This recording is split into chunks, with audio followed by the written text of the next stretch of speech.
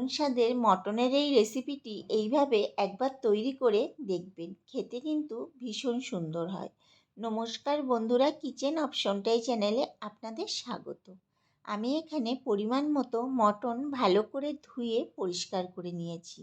এখানে মটনের পরিমাণ 800 গ্রাম আছে। এর মধ্যে দিয়ে দেব 1 চামচ পরিমাণ লবণ, 2 চামচ হলুদ গুঁড়ো আর একটা বড় সাইজের পেঁয়াজ পেস্ট করে নিয়েছি, সেই পেঁয়াজ বাটাটা দিয়ে দিলাম।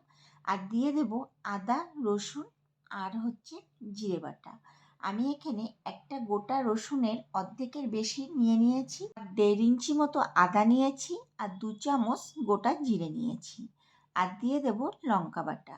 আমি কাঁচা লঙ্কা আর শুকনো লঙ্কা মিশিয়ে বেটে নিয়েছি। 5টা কাঁচা লঙ্কা নিয়েছি আর 5টা শুকনো লঙ্কা নিয়েছি। আর দিয়ে দেব 2 চামচ মতো টক দই। তবে লঙ্কা বাটাটা আপনারা আপনাদের স্বাদ অনুযায়ী ব্যবহার করবেন। আর দিয়ে দেব বেশ খানিকটা কাঁচা সর্ষের তেল। এবার সব কিছু বেশ ভালো করে মেখে নেব। মেখে নিয়ে 1 ঘন্টা মতো রেস্টে রেখে দেব। হাতে সময় কম থাকলে আধ ঘন্টা রাখবেন। আপনারা চাইলে আগের দিনও মাংসটাকে সব কিছু দিয়ে মেখে রেখে নর্মাল ফ্রিজে রেখে দিতে পারেন। যদি রাতের রেসিপিটি তৈরি করেন তাহলে দুপুরেও মাখিয়ে রাখতে পারেন। অনেক আগে মাখিয়ে রাখলে ফ্রিজে নর্মালে রেখে দেবেন। এবার কড়াইতে বেশ খানিকটা সর্ষের তেল দিয়ে দিয়েছি। এটা ভালো মতো গরম হয়ে গেলে গোটা গরম মশলা ফোড়নে দিয়ে দিয়েছি এলাচ, দারচিনি আর লবঙ্গ। এবার দিয়ে দেব বড় সাইজের 3টে পেঁয়াজ কুচি। দিয়ে দিলাম পরিমাণ মতো লবণ এবং পরিমাণ মতো হলুদ। এখন পেঁয়াজটাকে তেলের সাথে বেশ ভালো করে নাড়াচাড়া করে নেব। এর মধ্যে দিয়ে দেব একটা বড় সাইজের টমেটো কুচি। এবার পেঁয়াজ আর টমেটোটাকে বেশ ভালো করে নাড়তে হবে যতক্ষণ না টমেটো আর পেঁয়াজটা নরম হয়ে না আসে।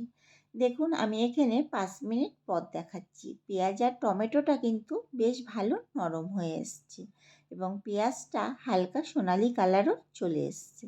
যখন এরকম পর্যায়ে চলে আসবে এর মধ্যে দিয়ে দেব 1 চামচ কাশ্মীরি লঙ্কার গুঁড়ো আর একটা গোটা জায়ফলের অর্ধেকটুকু একটু গুঁড়ো করে নিয়েছি, সেটা দিয়ে দিলাম। জায়ফলটা দিলে কিন্তু মাংসের গন্ধটাও যেমন সুন্দর হয়, তেমনি মাংস নরমও খুব তাড়াতাড়ি হয়ে যায়।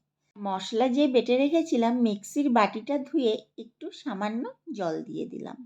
সেই জলটা ভালোভাবে শুকিয়ে নিতে হবে, এইভাবে নেড়ে নেড়ে। এই মিনিট 3 মতো নাড়াচাড়া করলেই কিন্তু জলটা শুকিয়ে যাবে। দেখুন জলটা কিন্তু আস্তে আস্তে শুকিয়ে আসছে। এবার একটু নেড়ে নেব। যখন এরকম পর্যায়ে চলে আসবে তখন মাখিয়ে রাখা মাংসটা কড়াইয়ের মধ্যে দিয়ে দেব। দিয়ে বেশ ভালো করে তেলের সাথে নাড়াচাড়া করে নেব। আর এই সময় গ্যাসের ফ্লেমটাকে আমি হাইতেই রেখেছিলাম। দেখুন মাংসটা তেলের মধ্যে বেশ ভালো করে নাড়াচাড়া করে নিচ্ছি। এইভাবে নাড়াচাড়া করলে কিন্তু মাংস থেকে বেশ ভালো মতো জল বেরিয়ে যাবে। যেহেতু টক দই দেওয়া এর জন্য ভালো জল বেরোবে আর এই জলেই কিন্তু মাংসটা অনেকটাই সিদ্ধ হয়ে যাবে। এইভাবে আমি 15 মিনিট মতো মাংসটা কষিয়ে নিয়েছি। দেখুন মাংসের কালারটা কিন্তু আস্তে আস্তে চেঞ্জ হয়ে যাচ্ছে। যখন এরকম পর্যায়ে চলে আসবে তখন এর মধ্যে দিয়ে দেবো একদম ফুটন্ত গরম জল। খাসির মাংস কষানোর সময় কিন্তু একটু সময় নিয়ে কষাতে হবে, তবে এই মাংস খেতে ভালো হবে। আমি আগে থেকে কয়েকটা আলু ভেজে রেখেছিলাম, সেই আলুগুলোকে দিয়ে দিলাম। আর দিয়ে দেব কিছুটা পরিমাণ চর্বি আমি নুন হলুদ মাখিয়ে রেখেছিলাম। আমি পছন্দ করি ঝোলের উপরেই চর্বিটা দেওয়া। আপনারা যদি পছন্দ করে থাকেন কষানোর সময় দেওয়া তাহলে কষানোর সময়ও দিতে পারেন। এবার সব কিছু ঝোলের মধ্যে একটু মিশিয়ে দেব। এবার গ্যাসের ফ্লেমটাকে হাইতে করে দিয়ে আমি 15 মিনিট মতো ফুটিয়ে নিচ্ছি।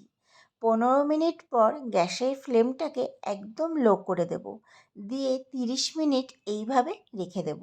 তবে মাঝে মধ্যে একটু নেড়ে নিতে হবে।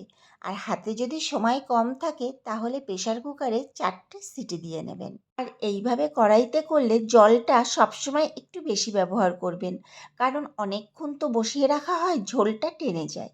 দেখুন আমি আপনাদের এখানে 30 মিনিট পর দেখাচ্ছি। এখন নেড়ে নেব। আর এই মাংসের রেসিপিতে লবণটা সবসময় কম ব্যবহার করবেন প্রথম দিকে, শেষে টেস্ট করে লবণটা ব্যবহার করবেন, যেহেতু ঝোলটা অনেকটাই শুকিয়ে যায়। তৈরি হয়ে গেল একদম নরম দারুণ স্বাদের মটনের রেসিপি। এইভাবে একদিন বাড়িতে তৈরি করে দেখবেন। একটু হাতে সময় নিয়ে এই রেসিপিটি করতে হবে কিন্তু, যদি কড়াইতে করেন খেতে ভীষণ সুস্বাদু হয়। আর ভিডিওটি ভালো লাগলে আমার চ্যানেলটিকে সাবস্ক্রাইব এবং ফেসবুক পেজ থেকে দেখে থাকলে পেজটিকে ফলো করে দেওয়ার অনুরোধ রইল। দেখা হচ্ছে নতুন একটি ভিডিওতে।